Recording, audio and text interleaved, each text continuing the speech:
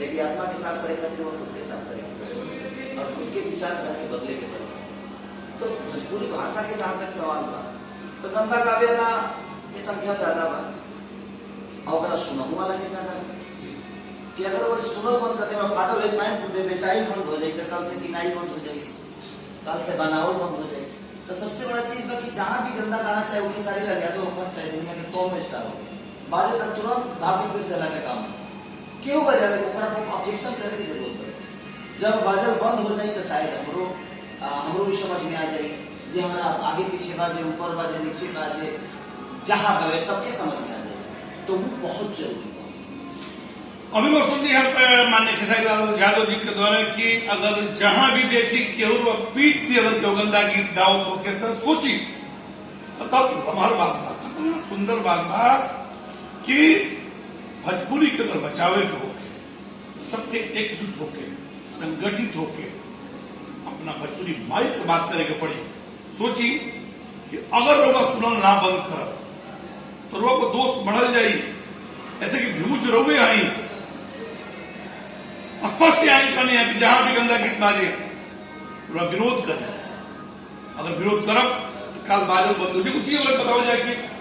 ऐसा हमने नहीं जा कर सकत ऐसा गीत समाज में दिया जाए जो गीत से एगो नया समाज के परिकल्पना होके और कोनो बबुआ कोनो बहन कलम निकाल के लिखे कि ये हमार भोजपुरी है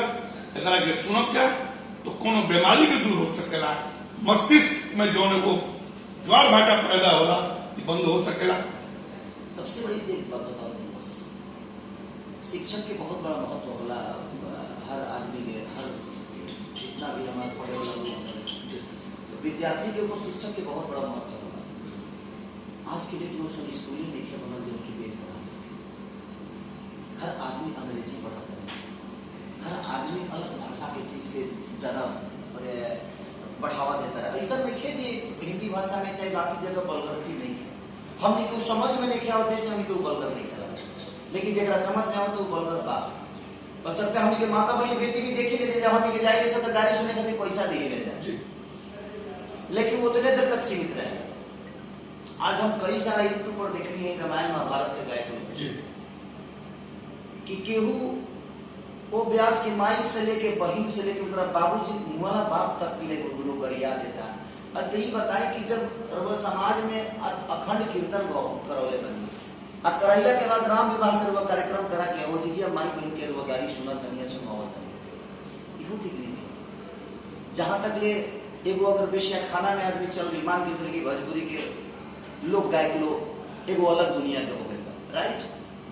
लेकिन जहां आस्था बा जहां राम की चर्चा होता जहां कृष्ण की चर्चा होता जहां महाभारत की चर्चा होता जहां वेद की बात होता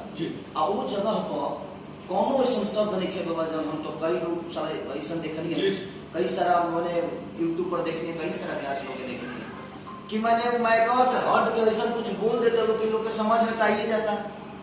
थोड़ा सा माइकवा से हटा तो इतना तो माइक पर गरियाओ शुरू हो गया तो ये बहुत थोड़ा सा दुखद बात इसलिए हम वही विधा से आई बनी रामायण महाभारत के विधा से आई बनी तो हमें सबके सोचे की जरूरत बा इसलिए भोजपुरी भाषा खाली की सारी लग